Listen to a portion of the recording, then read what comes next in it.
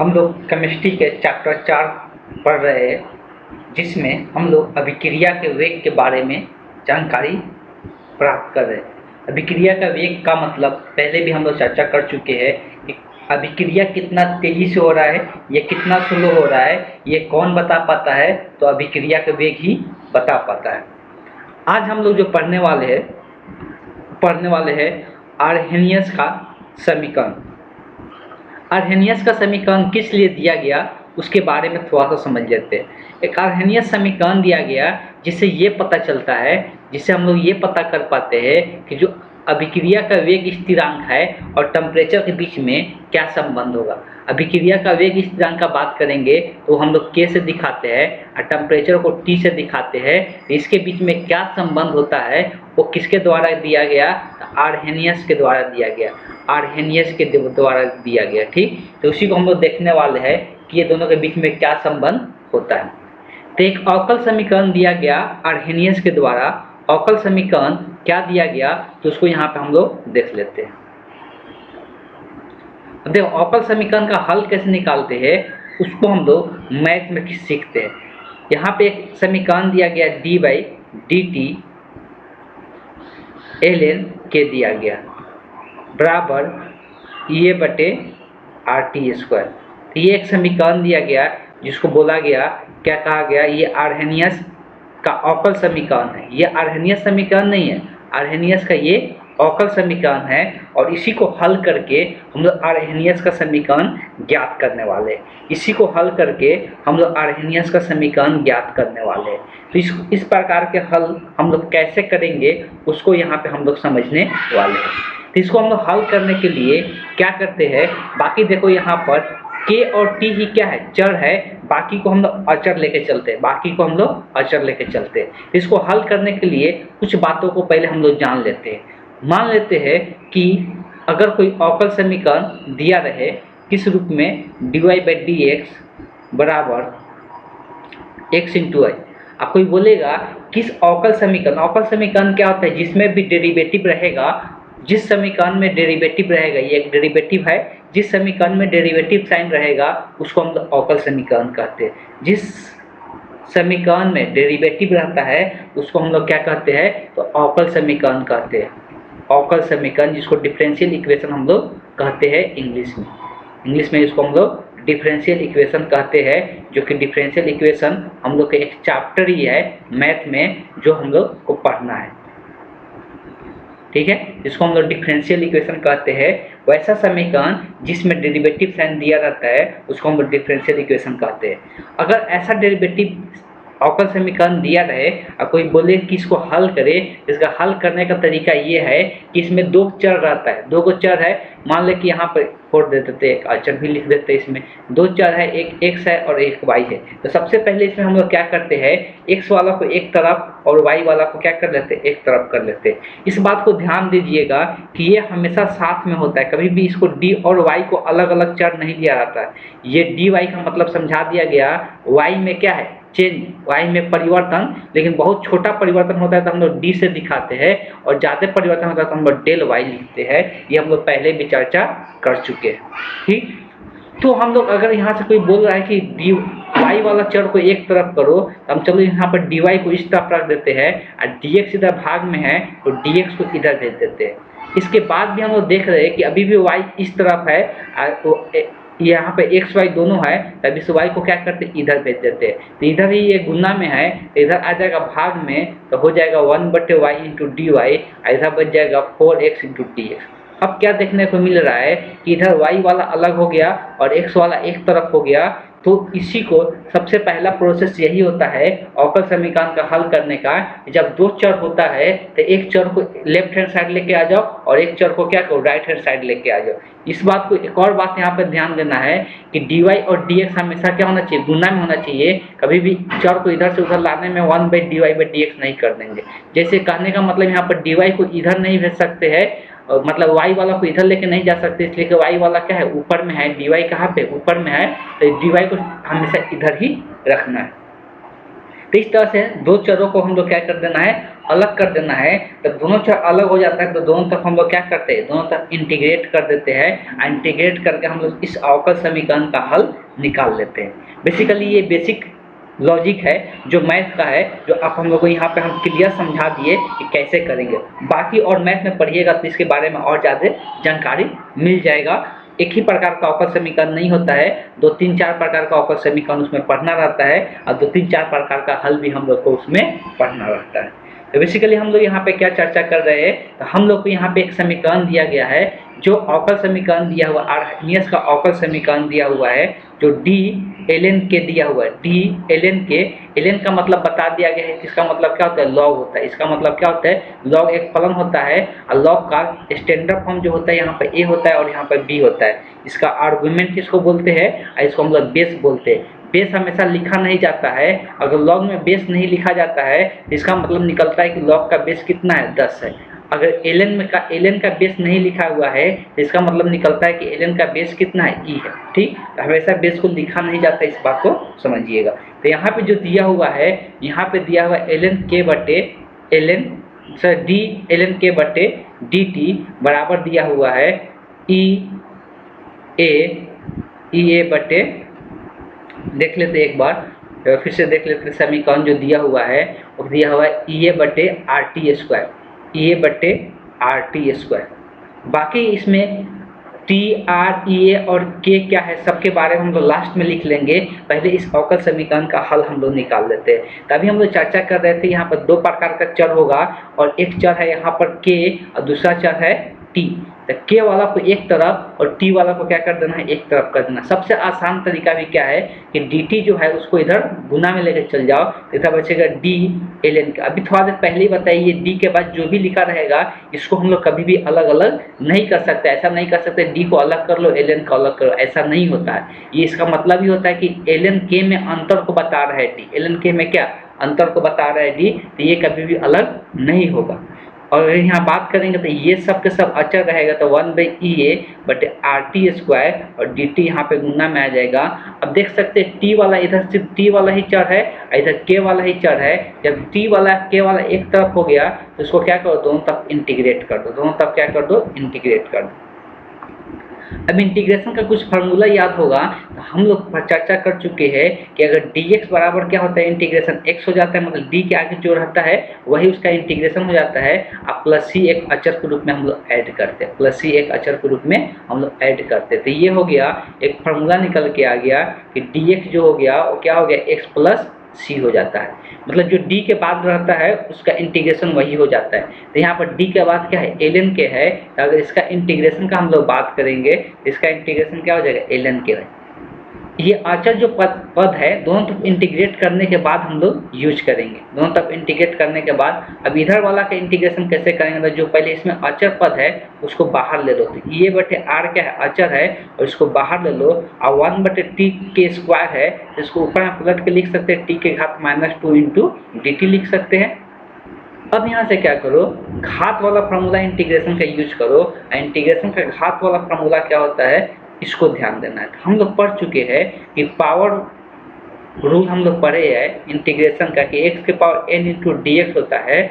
इसका जो इंटीग्रेशन होता है वो इंटीग्रेशन कितना आता है, तो x के power n+1 divided by n+1 plus c हो जाता है। अब यही इंटीग्रेशन फार्मूला हम लोग यहाँ पे यूज करेंगे। मतलब एक घात क्या हो जाता है, जुड़ जाता है, और ऊपर में जितना घात लिखते हैं उतना से क्या हो जाता है, भाग हो जाता है। तब हम यहाँ पर बात करेंगे तो इसका इंटीग्रेशन जो आएगा कितना निकल के आएगा, तो ये बटे आर। अब यहाँ इंटीग्रेशन का बात कर रहे हैं तो टी के घात एक जुड़ेगा था, -2 है, एक जुड़ेगा तो कितना हो जाएगा, -1, और जितना घात आता है उतना ही से क्या होता है, भाग हो जाता है। अब यहाँ पे हम लोग अचर ऐड करेंगे।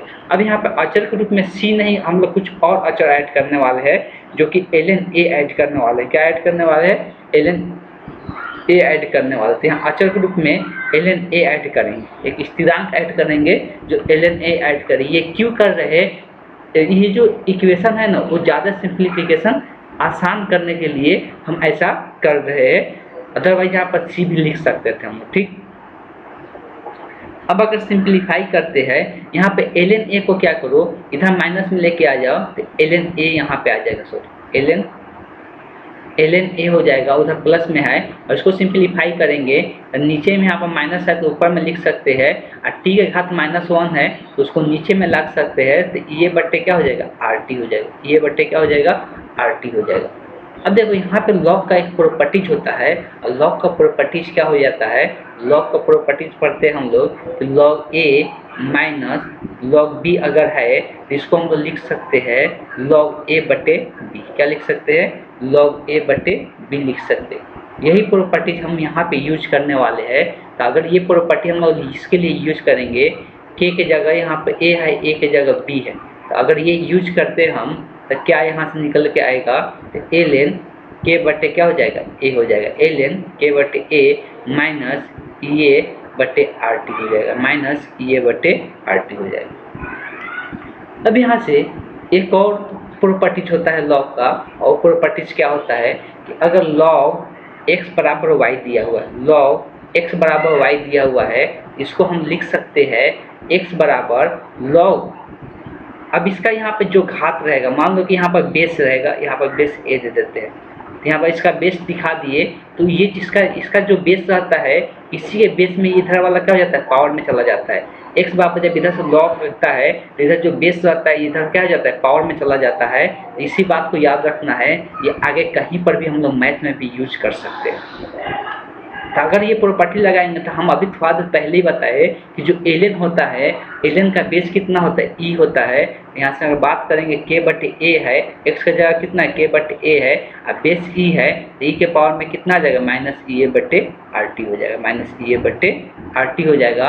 और k का मान अगर निकालना है तो a इधर भाग में इधर चला जाएगा गुना में, तो k बराबर a इंटू ई के पावर माइनस ई ए बटे RT हो जाएगा, माइनस ई ए बटे RT हो जाएगा। इसी को हम लोग बोलते हैं आर्हेनियस समीकरण, इसी को हम लोग बोलते हैं आर्हेनियस समीकरण। अब यहाँ पर जितना टर्म है सारे के बारे में लिख लेते हैं, कौन सा टर्म को क्या कहते हैं, कौन सा टर्म को क्या कहते हैं, इस बात को समझिए।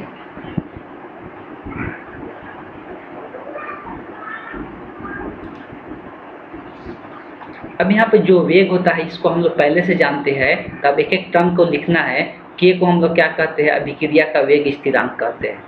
T क्या होता है, ताप होता है, और किसमें, केल्विन, किस मात्रक में, केल्विन में। R क्या होता है, गैस स्थिरांक होता है। R क्या होता है, और लिखने की जरूरत नहीं है, R क्या होता है, गैस स्थिरांक होता है।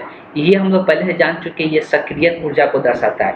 सक्रियन ऊर्जा वैसा ऊर्जा जो अभिक्रिया कराता है, जो अभिक्रिया को क्या करता है, कराता है, या हम लोग बोल सकते हैं अभिकारक को उतना ऊर्जा प्रदान करके अभिक्रिया में भाग दिलाता है, अभिक्रिया को कराने में ये मदद करता है, ठीक।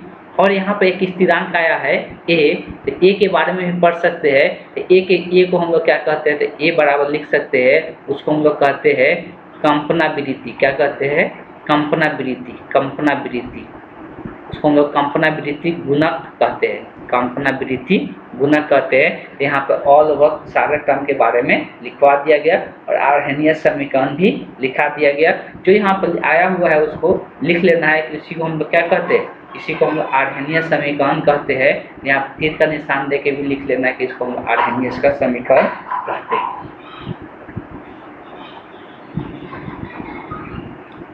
तो ये पार्ट कंप्लीट हुआ आर्हेनियस समीकरण। अब देखो, सक्रियन ऊर्जा का निर्धारण करने के लिए, सक्रियन ऊर्जा का निर्धारण करने के लिए हम लोग दो अलग अलग टेम्परेचर पे हम लोग पहले से पढ़ चुके हैं। टेम्परेचर बदलने से वेग स्थिरांक भी क्या होता है, बदलता है। टेम्परेचर को बदलने से वेग स्थिरांक भी क्या होता है, बदलता है। इस बात को ध्यान में रखना है। टेम्परेचर अगर बदलते हैं उसका वेग स्थिरांक भी क्या होता है, बदलता है। इस बात को ध्यान में रखना है। चलिए, तो अगर हम यहाँ से बात करते हैं कि अगर अलग अलग काम, यहाँ पर पहले हेडिंग नहीं है, शॉर्ट नोट ही है, तो इसको हम लोग ऐसे ही डॉट करके लिख लो। सक्रियन ऊर्जा का निर्धारण, सक्रियन ऊर्जा का निर्धारण कैसे करते हैं उसको हम लोग समझते हैं। लिखना, यदि दो अलग अलग तापों T1 तथा T2 पर, दो अलग अलग तापों T1 तथा T2 पर, T1 तथा T2 पर दो अलग अलग तापों यदि दो अलग अलग तापों T1 तथा T2 पर वेग स्थिरांक क्रमशः K1 तथा K2 है। वेग स्थिरांक क्रमशः K1 तथा K2 है। वेग स्थिरांक क्रमशः K1 तथा K2 है।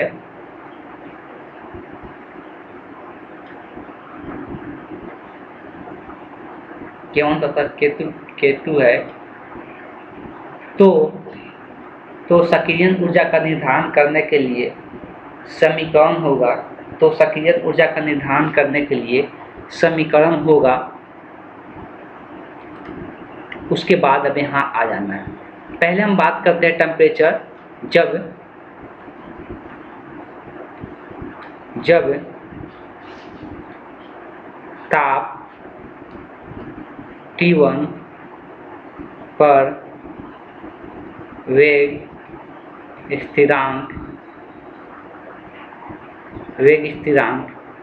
K1 हो, तब आर्हेनियस समीकरण जो बन जाएगा, K की जगह क्या हो जाएगा, K1 हो जाएगा बराबर A इंटू या तो इससे लिखते चलिए या लॉग के टर्म में भी लिख सकते थे, तो वहाँ से थोड़ा और आसान हो जाता। चलिए यहाँ से कोई दिक्कत नहीं है। तो A इंटू क्या हो जाएगा, A इंटू ई के पावर माइनस EA बटे R T1 हो जाएगा। टेम्परेचर कितना है, T1।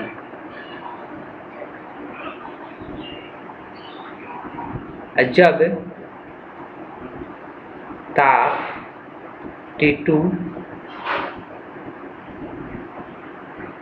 पर वेग स्थिरांक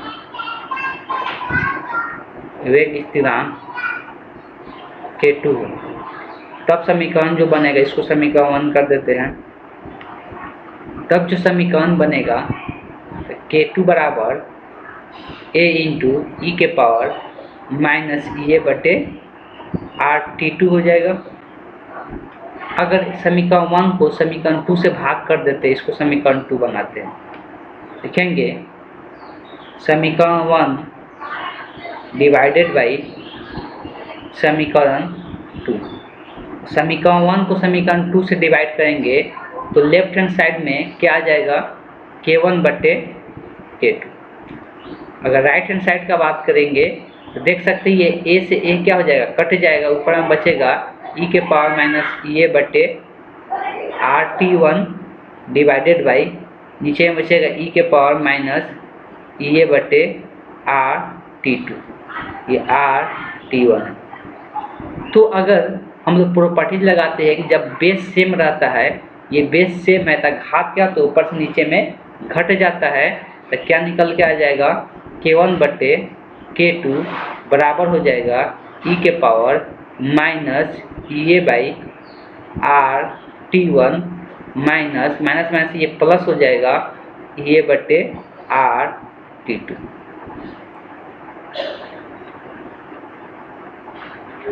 अगर हम एक काम करें, दोनों तरफ क्या कर ले, ln ले ले, मतलब दोनों तरफ log ले ले, ln ले ले, तो ln क्या हो जाएगा, इधर K1 बाई K2 बराबर, इधर अगर ln लेते हैं ई के पावर, ये प्लस वाला को पहले लिख लेते हैं, EA by R T2 minus EA by R T1।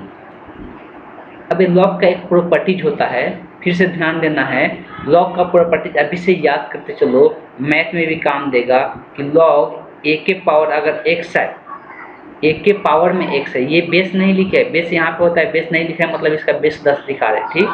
तो जो घात में होता है, आर्गुमेंट का जो घात होता है, तो उसको आगे में ला के लिख सकते हैं, उसको आगे में ला के लिख सकते हैं। तो यहाँ पर देख सकते हैं ई के घात में पूरा इतना है, तो इसको ln के आगे लेके आ सकते हैं, इसको ln के आगे लेके आ सकते हैं, तब ये समीकरण जो बनेगा क्या हो जाएगा, ln K1 बटे K2 बराबर में आ जाएगा इधर EA by R T2 minus EA by R T1, और यहाँ पर ये ब्रैकेट लगा दो, इसलिए दो पद है, तो यहाँ बचेगा ln E।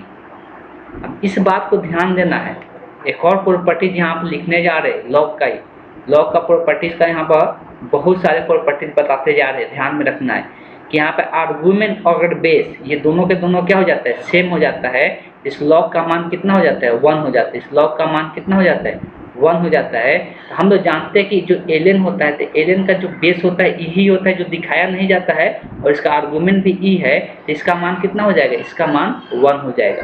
तब यहाँ से जो समीकरण बन के आएगा, क्या निकल के आएगा, तो एलन K1 बाई K2 बराबर हो जाएगा EA by RT2 minus EA by RT1। अब इसको लिखने की जरूरत नहीं, इसका मान तो 1 हो गया।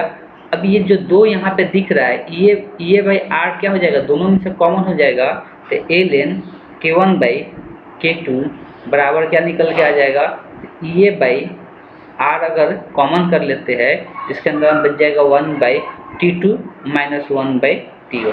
या तो इसको इतना पर भी छोड़ सकते हैं, यहाँ से जो भी K का मान रहेगा और T का T1 T2 का मान रहेगा उसका मान रख के, R भी अचर हो तो उसका मान रख देंगे, तो हम किसका मान की गणना कर सकते हैं, तो हम लोग ये EA का मान निकाल सकते हैं। EA को ही हम लोग क्या कहते हैं, सक्रियण ऊर्जा कहते हैं। तो सक्रिय ऊर्जा का मान हम लोग यहाँ से ज्ञात कर सकते हैं इस समीकरण से। यही समीकरण हम लोग सक्रिय ऊर्जा का मान ज्ञात करने में मदद कर सकता है। ठीक, यही समीकरण हम लोग यहाँ पे यूज कर सकते हैं। यहाँ तक लिख लेना है।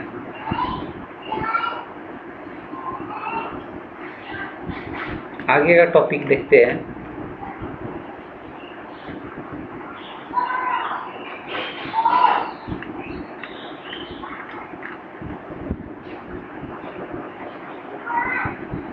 एलन को लॉग में चेंज कर दिया गया है, जरूरी नहीं है। चाहिए एक और चीज़ याद रख सकते हैं, इसको एक स्टेप और लिख सकते हैं। जब भी एलन को लॉग में चेंज किया जाता है तो उसमें 2.303 से गुना हो जाता है। कितना, 2.303। एलन जो हो जाता है वो लॉग में बदल जाता है, तो लॉग K1 बटे क्या हो जाएगा, K2 हो जाएगा, बराबर में EA बटे R into 1 by T2 minus 1 by T1 हो जाएगा।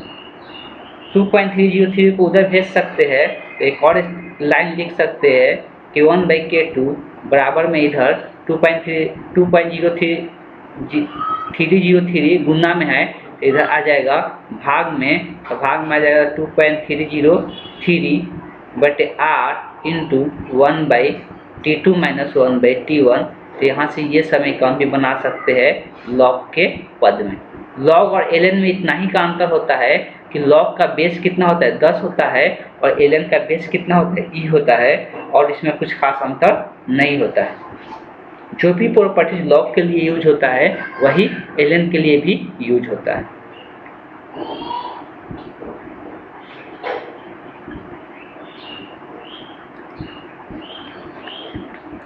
आगे का जो टॉपिक हम लोगों को पढ़ना है वो है अनुक्ता और अभिक्रिया की कोटि। कोटि के बारे में थोड़ा बहुत जानकारी पहले भी दे चुके हैं, और अनुक्ता के बारे में जानकारी नहीं दिए थे, तो दोनों के बारे में यहाँ पे हम लोग चर्चा करेंगे और उसको हम एग्जाम्पल से समझने वाले हैं। ठीक, दोनों में हम पहले से ही एक चीज़ें अगर याद होगा तो बताए थे।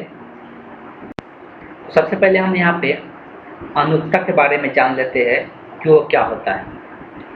तो अगर हम लोग बात करेंगे अनुक्ता, सबसे पहले इसका तो पहले हेडिंग, मेन हेडिंग डाल देना है। यहाँ पे मेन हेडिंग यहाँ पर डालना अनुक्ता और अभिक्रिया की कोटि, molecularity and order of reaction, English में हो।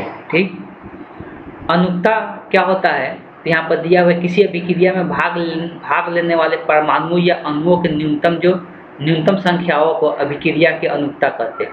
जो भाग लेता है, अब भाग लेने वाले को हम लोग क्या कहते हैं, जो भाग लेता है उसको हम लोग अभिकारक कहते हैं। तो उसमें जो अभिकारक में जितना अणुओं की संख्या होता है, अणुओं की संख्या, कुल अणुओं की संख्या, उसी को हम लोग क्या कहते हैं, अनुक्ता कहते हैं। उसी को हम लोग क्या कहते हैं, अनुक्ता कहते हैं। इस बात को ध्यान दीजिएगा। अब यहाँ पर बात करते हैं हम कि यहाँ से एग्जाम्पल से हम लोग समझते हैं। तो उदाहरण के रूप में सबसे पहले हम यही एग्जाम्पल लेते हैं। उदाहरण के रूप में यहाँ पे डिफिनीशन लिख लेना है यहाँ से यहाँ तक। उदाहरण के रूप में यहाँ पे हम लोग दोनों एक साथ करते हुए चलेंगे, तो इस अभिक्रिया का अगर अनुक्ता का बात करेंगे तो यहाँ पे हम लिखने जा रहे हैं। पहले तो ये एग्जाम्पल लिखना है एग्जाम्पल लिखने के बाद यहाँ इसका अनुक्ता लिखना है। अगर अनुक्ता का बात करेंगे इसका अनुक्ता 1 होगा। कैसे? यहाँ पे देखो अभिकारक क्या है, एक ही है, अभिकारक क्या है, एक ही है, और एक के आगे यहाँ पर कुछ नहीं लिखा है, मतलब कितना होगा 1, तो इसका अनुक्ता इसलिए कितना हो जाएगा 1। और अगर इसका कोटि का बात करेंगे तो शायद इसका कोटि नहीं होता है, ये आगे हम लोग देख लेंगे, आगे जो एग्जाम्पल दिया है उसका कोटि होता है, तो उसको हम लोग चर्चा कर लेते हैं। दूसरा एग्जाम्पल इसको हम लोग लेंगे। दूसरा एग्जाम्पल यहाँ पे इसको हम लोग जब लेते हैं, यहाँ पे ध्यान देने की बात ये है, इसका भी हम लोग पहले अनुक्ता ही देखते हैं। तो जिसका अनुक्ता यहाँ पर लिखते जाना है। इसका अगर अनुक्ता देखते हैं, यहाँ पे देख सकते हैं 2 पदार्थ भाग लिया है अभिक्रिया में। अभिकारक कौन का है? NaOH, CH3COOH, C2H5 है, ठीक। यहाँ पे 2 अभिकारक भाग लिया है इस अभिक्रिया में, और इसके आगे भी कुछ नहीं है, मतलब ये भी 1 होगा और ये भी कितना होगा 1 होगा। तो इसका जो अनुक्ता होगा 1 + 1 कितना हो जाएगा, 2 निकल के आ जाएगा, ठीक। तो इस तरह से किसी भी अभिक्रिया का हम लोग अनुक्ता बता सकते हैं। ये तो जनरली हम लोग एक एग्जाम्पल दे दिया है जो एग्जाम्पल है, और ऐसे भी एग्जाम्पल हम लोग मिल सकते हैं। जैसे एग्जाम्पल हम लोग मिल सकते हैं 2x, यहाँ x पदार्थ को दर्शा रहा है और y भी पदार्थ को दर्शा रहा है, मिलकर z का निर्माण कर रहे हैं। z कुछ भी हो सकता है, यहाँ पर x और y पदार्थ को दर्शा रहा है। इसका अगर अनुक्ता का बात करेंगे, अगर इसका अनुक्ता का बात करेंगे तो यहाँ x वाला पदार्थ कितना अणु है, इसके आगे 2 है, और y वाला के आगे कुछ नहीं लिखा है, मतलब कितना होगा 1 होगा।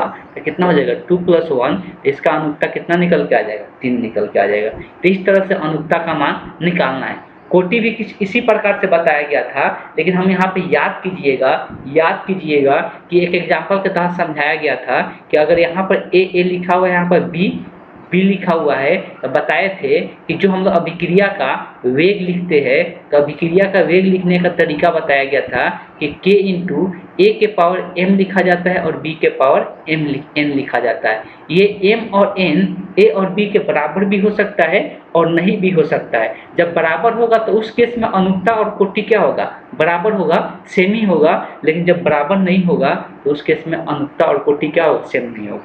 तो कहने का मतलब ये है कि कभी भी अनुक्ता हम लोग अभिक्रिया देखकर बता सकते हैं, लेकिन कोटि अभिक्रिया देखकर नहीं बता सकते हैं। कोटि जो होता है वो किस पर डिपेंड करता है, तो कोटि जो होता है बेसिकली वो डिपेंड करता है किस पर, तो कोटि जो होता है वो डिपेंड करता है जो हम लोग प्रयोगशाला में चेक करते हैं, जांच करते हैं, वहाँ से कोटि का मान निकलता है। 1-2 टर्म और जान लेते हैं कि जिसका अनुक्ता 1 होता है, उसको एक अणु अभिक्रिया कहते हैं। ये डॉट कर करके लिख लेना है, ठीक। पहला डॉट यहाँ पे देना है और लिख लेना है, जिस अभिक्रिया की अनुक्ता 1 होती है उसे एक अणुक अभिक्रिया कहते हैं। फिर दूसरा डॉट में लिख लेना है, जिस अभिक्रिया की अनुक्ता 2 होती है उसे द्विअणुक अभिक्रिया कहते हैं, फिर तीसरा डॉट करके लिख लेना है, जिस अभिक्रिया के अनुक्ता 3 होती है उसे त्रिअणुक अभिक्रिया कहते हैं। जिस अभिक्रिया की अनुक्ता 3 होती है उसे त्रिअणुक अभिक्रिया कहते हैं। अब बात करते हैं हम लोग कोटि का। तो कोटि के बारे में पहले भी हम लोग चर्चा कर चुके हैं कि कोटि जो होता है अभिक्रिया के अनुक्ता से अलग भी हो सकता है या समान भी हो सकता है। अभिक्रिया के अनुक्ता से अलग भी हो सकता है या समान भी हो सकता है। जैसे कुछ एग्जाम्पल समझते हैं। इसका अगर हम लोग बात करते हैं, ये एग्जाम्पल लेते हैं। चलिए, तो ये एग्जाम्पल सबसे पहले लिख लेना है। अगर हम इसका बात करेंगे अनुक्ता का, तो इसका हम लोग बात करेंगे अनुक्ता का, तो इस अभिक्रिया के अनुक्ता का अगर बात करेंगे तो अनुक्ता कितना हो जाएगा। तो यहाँ से अगर अनुक्ता लिखते हैं तो अनुक्ता इसका हो जाएगा 1 + 1, इसलिए कि इसके आगे भी कुछ नहीं, मतलब 1 है, इसके आगे भी कुछ नहीं है, 1 है, 1 + 1 तो कितना हो जाएगा, 2 हो जाएगा। लेकिन अगर इसका कोटि का हम बात करते हैं, अगर कोटि का, तो सबसे पहले हम इसका क्या करते हैं, वेग लिखते हैं। तो वेग हमेशा ध्यान देना है, वेग लिखा जाता है k × जो अभिकारक में रहता है, अभिकारक कौन कौन है, ये भी है और ये भी है, जल भी है, CH3COH CH3 भी है और जल भी है। लेकिन इस बात को ध्यान देना है, जो हम बोल रहे हैं उस बात को ध्यान देना है कि जो ये जल होता है इसका मात्रा बहुत ज़्यादा होता है, अभिक्रिया में बहुत ज़्यादा होता है, इसलिए जो अभिक्रिया का वेग होता है वो इस पर डिपेंड नहीं करता है। अभिक्रिया का जो वेग होता है उस पर डिपेंड नहीं करता है, सिर्फ इस पर डिपेंड करता है। तो आगे से कभी भी ऐसा अभिक्रिया दिया रहेगा कि जो जल के साथ मिला हुआ है तो उसका वेग में जल का सांद्रता को नहीं दर्शाना है, जल के सांद्रता को नहीं दर्शाना है, तो सिर्फ किसके सांद्रता को दर्शाना है, CH3COOCH3 को सिर्फ दर्शाना है। ऑब्वियस है कि इसके आगे 1 लिखा हुआ है तो इसका कोटि भी कितना होगा, ऊपर में 1 हो जाएगा। तब अगर इसका कोटि लिखते हैं तो कोटि हमेशा हम लोग वेग समीकरण से लिखते हैं, न कि अभिक्रिया देखकर लिखते हैं। इस बात को ध्यान में रखना है, अभिक्रिया देख के कोटि नहीं लिखते हैं वेग समीकरण में। तो वेग समीकरण में सिर्फ एक ही का सांद्रता दिया हुआ है और उसका घात कितना कुछ नहीं लिखा है, मतलब 1 होगा, इसका कोटि कितना हो जाएगा, 1 हो जाएगा। तो कोटि इसका 1 होगा और इसका अगर बात करेंगे अनुक्ता तो अनुक्ता कितना होगा, 2 होगा। इस बात को ध्यान में रखना है। आगे एक और एग्जांपल लेते हैं। तो हमेशा हम बार बार बोलते आ रहे हैं, जब भी अगर वेग समीकरण देख के हम लोग को क्या लिखना है, वेग समीकरण देख के हम लोग को कोटि लिखना है, लेकिन अनुक्ता के लिए वेग समीकरण देखने की जरूरत नहीं है। आगे एक और एग्जांपल लेते हैं। इस एग्जांपल को अगर लिखते हैं यहाँ पे, इस एग्जांपल को लिखने के बाद अगर अनुक्ता का बात करेंगे, तो इसके आगे कितना 1 है, इसके आगे भी कितना कुछ नहीं लिखा है, मतलब 1 लिखा है, मतलब 1 + 1 कितना हो गया 2। अब इसके पहले वेग समीकरण क्या आता है ये हम लोग प्रैक्टिकली लाते हैं। बेसिकली ये हम लोग क्या प्रैक्टिकल करके लाते हैं, ना कि इसको थ्योरेटिकली निकाला जाता है। तो वेग समीकरण जो लिखते हैं इसमें दोनों अभिकारक पर डिपेंड करेगा, और इसका घात अगर बात करेंगे तो 1 ही रहेगा। तो इस केस में इसका अगर कोटि का बात करेंगे तो कोटि भी इसका 2 ही आ जाएगा, इसलिए इसका भी घात 1 है, इसका भी घात 1 है, तो 1 + 1 कितना हो जाएगा 2। ये वेग समीकरण दिया रहता है क्वेश्चन में, तब हम उसका कोटि निकाल पाते हैं, कभी भी समीकरण से नहीं निकाल पाते हैं। यह समीकरण भी दिया रहता है तो ऐसा समीकरण क्वेश्चन में दिया रहता है जिसका वेग समीकरण हम लोग को पहले से पता रहता है, तो ये 2 कोटि वाले अभिक्रिया है, जैसे ऊपर वाला 1 कोटि वाला अभिक्रिया है, तो ये सब ऐसे हम लोग को याद रहता है। अगर एक और एग्जाम्पल लेते हैं ये, तब ये सब याद करने वाला कोटि का अगर बात करेंगे तो इसका वेग समीकरण याद करना पड़ेगा, वेग समीकरण पता रहता है तभी जाके हम लोग कोटि लिख पाते हैं। तो अगर इसका अनुक्ता का बात करेंगे तो अनुक्ता तो डायरेक्ट निकलता है, इसमें कुछ करना नहीं रहता है। अनुक्ता का बात करेंगे तो इसके आगे भी 1 ही है, इसके आगे भी 1 ही है, तो 1 + 1 तो ये कितने के बराबर आ जाएगा, 2 के बराबर आ जाएगा। अब इसका वेग समीकरण का बात करेंगे तो इसका वेग समीकरण होता है K × H2 और यहाँ पर होता है Br2, दोनों का सांद्रता लिखा जाता है, लेकिन Br2 का जो घात होता है 1/2 होता है। तब इसका अगर कोटि का बात करेंगे तो कोटि हमेशा घात को जोड़ के बताया जाता है दोनों का, तो इसके ऊपर 1 है, इसके ऊपर 1/2 है, तो ये जोड़ के कितना आ जाएगा, 3/2 आ जाएगा। इसका जो कोटि हो जाएगा कितना हो जाएगा, 3/2 हो जाएगा। इस तरह से हम लोग बोल सकते हैं। आगे जो लिखने वाले हम लोग अनुक्ता और अभिक्रिया कोटि में अंतर, 2-3 चीज़ें यहाँ पर लिख सकते हैं, बाकी चीज़ यहाँ पे देख सकते हैं। अनुक्ता जो होता है अभिकारकों के अणुओं और परमाणुओं की संख्या पर निर्भर करता है। ये इसके सांद्रण में परिवर्तन, जो सांद्रण दिया रहता है उसके घात देखकर बताया जाता है उसका अभिक्रिया कोटि क्या होगा। ये प्रायोगिक तौर पे निकाला जाता है, ये रासायनिक समीकरण द्वारा निर्धारित कर लिया जाता है, लेकिन ये रासायनिक समीकरण द्वारा निर्धारित नहीं किया जाता है। यह हमेशा पूर्णांक में होता है। जो अनुक्ता होता है हमेशा क्या होता है, पूर्णांक होता है, 3 से अधिक नहीं होता, लेकिन ये 3 से अधिक भी नहीं होता है। ये पूर्णांक और भिन्न दोनों हो सकता है, मतलब 1/2 या 3/2 कुछ भी आ सकता है। ठीक, तो यहाँ से 3 ही लिख लेना लो, अंतर में 3 ये लिख लेना लो, 1 2 3, ये 3 अंतर यहाँ से दर्शा सकते हैं।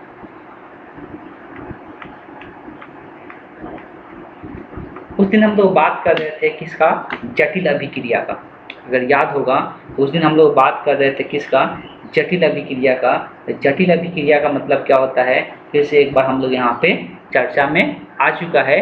जो अभिक्रिया होता है उस दिन भी बताए थे, एक सरल अभिक्रिया होता है और एक जटिल अभिक्रिया होता है। सरल अभिक्रिया वो होता है जो एक ही चरण में क्या हो जाता है, पूर्ण हो जाता है। सरल अभिक्रिया वो होता है जो एक ही चरण में पूर्ण होता है, लेकिन जटिल अभिक्रिया वो होता है जो एक से अधिक चरणों में क्या होता है, कंप्लीट होता है, एक से अधिक चरणों में पूरा होता है, एक से अधिक चरणों में पूरा होता है। तो सबसे पहले इसका दोनों का डिफिनीशन पहले लिख लो, या यहाँ पे हम लोग शायद पहले उस दिन भी लिखे थे, नहीं लिखेंगे तो दोनों का पहले डिफिनीशन लिख लेते हैं। सबसे पहले सरल अभिक्रिया। सरल अभिक्रिया का अगर बात करेंगे तो इसको इंग्लिश में बोलते हैं एलिमेंट्री रिएक्शन। हेडिंग डाल के तब लिखना है हम जो बोल रहे हैं यहाँ पे, जो अभिक्रिया एक ही चरण में पूरा होता है, जो अभिक्रिया एक ही चरण में पूरा होता है, जो अभिक्रिया एक ही चरण में पूरा होता है उससे सरल अभिक्रिया कहते हैं, उसे सरल अभिक्रिया कहते हैं। जो अभिक्रिया एक ही चरण में पूरा होता है उसे सरल अभिक्रिया कहते हैं। अब अगर बात करते हैं हम लोग जटिल अभिक्रिया के, जटिल अभिक्रिया का बात करते हैं तो जटिल अभिक्रिया जो इंग्लिश में बोलते हैं हम लोग कॉम्प्लेक्स रिएक्शन, इंग्लिश में हम लोग कहते हैं कॉम्प्लेक्स रिएक्शन। जटिल अभिक्रिया को इंग्लिश में हम लोग कॉम्प्लेक्स रिएक्शन कहते हैं। तो वैसे अभिक्रिया जो एक से ज़्यादा चरणों में पूरा होती है, वैसे अभिक्रिया जो एक से ज़्यादा चरणों में पूरा होती है, वैसे अभिक्रिया जो एक से ज़्यादा चरणों में पूरा होती है उसे जटिल अभिक्रिया कहते हैं। वैसे अभिक्रिया जो एक से ज़्यादा चरणों में पूरा होती है उसे जटिल अभिक्रिया कहते हैं, उसे जटिल अभिक्रिया कहते हैं। तो जो एक से ज़्यादा चरणों में पूरा होती है उसे हम लोग जटिल अभिक्रिया के नाम से जानते हैं। उस दिन भी कुछ अभिक्रिया को दिखाए थे जो एक से ज़्यादा चरणों में दिखाया जा रहा था, और ये भी बात बताया गया था जब जटिल अभिक्रिया होता है तो जो उसमें मंद गति का अभिक्रिया होता है उसी पर क्या होता है, तो उसी पर वेग डिपेंड करता है। जो मंद गति की अभिक्रिया होता है उसी पर क्या होता है, तो वेग डिपेंड करता है, उसी पर क्या होता है, तो वेग डिपेंड करता है। ठीक, इस बात को ध्यान में रखना है। जो मंद गति की अभिक्रिया होता है उसमें उसी पर वेग डिपेंड करता है। जब 2 से 3 चरणों में कोई अभिक्रिया होता है तब।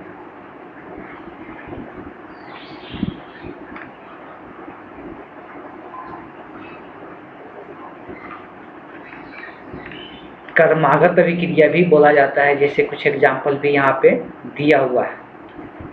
2 चरणों में होने वाले अभिक्रिया का यहाँ पे एग्जाम्पल दिया हुआ है। उत्क्रमणीय अभिक्रिया का एग्जाम्पल दिया हुआ है।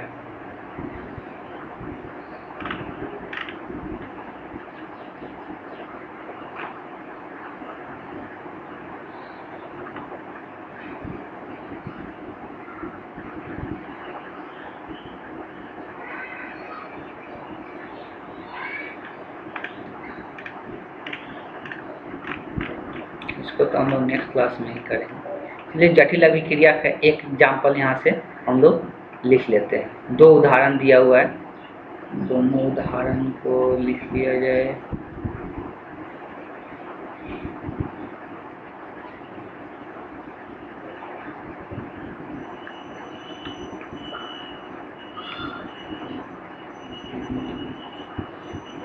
चलिए यहाँ पर लिखना है एग्जाम्पल में, उदाहरण में यहाँ पर 2 एग्जाम्पल हम लोग जटिल अभिक्रिया का लिखते हैं। तो पहला है डाइमिथाइल ईथर का अपघटन। यह 2 चरणों में पूर्ण होती है। आप लोग पहले इतना नोट डाउन कर लेना है, डाइमिथाइल ईथर का अपघटन 2 चरणों में पूर्ण होती है। पहले तो 2 चरणों में कैसे कंप्लीट होता है उसको हम समझते हैं। तो ये है CH3 डाइल इथाइल ईथर क्या होता है, डाइमिथाइल ईथर CH3O, CH3 को हम लोग डाइमेथिल ईथर हम लोग कहते हैं। ये अपघटित होके टूट के पहले क्या बनता है, CH4 बनता है प्लस HCHO बनता है, HCHO बनता है। आई थिंक आप लोगों को दिखाई दे रहा होगा। इसका दूसरा चरण में क्या होता है, फिर HCHO जो होता है वो फिर टूटता है। HCHO जो होता है वो टूटता है दो गैस में, एक होता है हाइड्रोजन गैस और दूसरा है मोनोऑक्साइड गैस। कार्बन डाइऑक्साइड होता है ना, तो कार्बन मोनोऑक्साइड, ठीक, तो ये कार्बन मोनोऑक्साइड गैस में टूट जाता है। यही दोनों रिजल्टेड अभिक्रिया ये दो चरणों में हुआ। ये पहला स्टेप हुआ तो ये स्टेप 1 हो गया, ठीक, और ये स्टेप 2 हो गया, और दोनों मिलकर इसका विघटन करता है। तब दोनों अभिक्रिया को क्या करते हैं, जोड़ देंगे, तो देखते हैं जो लेफ्ट हैंड साइड में HCHO है और राइट हैंड साइड में HCHO है, तो वो क्या हो जाएगा, कट जाएगा। तब हम लोग रिजल्टेंट जो बचेगा, क्या बचेगा, CH3OCH3, ये एक पदार्थ लेफ्ट हैंड साइड बच गया। ये विघटित होकर क्या बना, तो ये कट गया है, ये इससे कट गया है, तो ये विघटित होकर कौन सा, तीन गैसों का निर्माण हुआ। एक तो मेथेन गैस, CH4 को मेथेन गैस कहते हैं, एक H2O गैस का निर्माण हुआ, एक कार्बन मोनोऑक्साइड, कार्बन डाइऑक्साइड का कार्बन मोनोऑक्साइड का यहाँ पर निर्माण हुआ। तो ये जो अभिक्रिया हुआ है दो चरणों में हुआ है, इसको लिख लेना है एग्जाम्पल में, ठीक है, इसको लिख लेना एग्जाम्पल में। तो ये इसका एक एग्जाम्पल हो गया। इसका एक और एग्जाम्पल हम लोग देख लेते हैं, कई वो बड़ा सा एग्जाम्पल है, छोड़ देते हैं, एक जनरल एग्जाम्पल देख लेते हैं। जनरल एग्जाम्पल का मतलब समझिएगा। यहाँ पर हम एग्जाम्पल ले रहे हैं कि A2 प्लस B2 मिल के, मान लेते हैं A2 प्लस B2 मिल के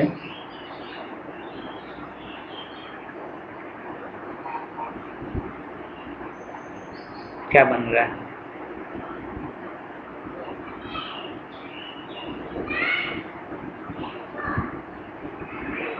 A2 B2 का निर्माण हो रहा है। ये दो चरणों में अभिक्रिया होगा। कैसे, तो यहाँ पे हम पहले लिखने जा रहे हैं। पहला चरण में क्या होगा, तो A2 प्लस B2, ये अपने जनरलाइज एग्जाम्पल करके लिए है, क्या बना रहा है, A2 प्लस B2 क्या बना रहा है, तो ये AB का निर्माण कर रहा है। पहले 2AB का निर्माण कर रहा है, फिर AB प्लस, ऐसे लिख सकते हैं, AB प्लस AB मिलकर A2 B2 का निर्माण कर रहा है, ठीक। यही दोनों को जोड़ेंगे तो ये स्टेप 1 हो गया, फर्स्ट चरण हो गया, और ये स्टेप 2 हो गया। दोनों को जोड़ेंगे तो AB यहाँ पर 2AB है, तो ये 2AB क्या हो जाएगा, कट जाएगा, तो क्या बन जाएगा, A2 प्लस B2 मिल गया। अब यहाँ पर left hand right hand side में क्या बचेगा, A2 B2 बन जाएगा। तो ये दो चरणों में ये अभिक्रिया हो रहा है, तो वही दोनों चरण दिखा दिए। जो अभिक्रिया दो चरणों में होता है, दो या दो से अधिक चरणों में होता है, उसको हम लोग क्या कहते हैं, जटिल अभिक्रिया कहते हैं। इस बात को ध्यान में रखना। अब जो आगे का जो टॉपिक है, तो हम लोग को वेग स्थिरांक का मान हम लोग पढ़ने वाले हैं। शून्य कोटि के लिए, प्रथम कोटि के लिए, शून्य कोटि और प्रथम कोटि के लिए वेग स्थिरांक का मान निकालना सीखना है, जो कि ये एग्जाम के लिए बहुत ज़्यादा इम्पोर्टेंट है, इस बात को ध्यान देना है। तो अगले क्लास में हम लोग इसको देखने वाले हैं, शून्य कोटि की अभिक्रिया के वेग स्थिरांक और 1 मतलब एक कोटि की अभिक्रिया के वेग स्थिरांक। अगले क्लास में हम लोग इस टॉपिक को डिस्कस करेंगे। आज के लिए क्लास को हम यहीं पर एंड करते हैं।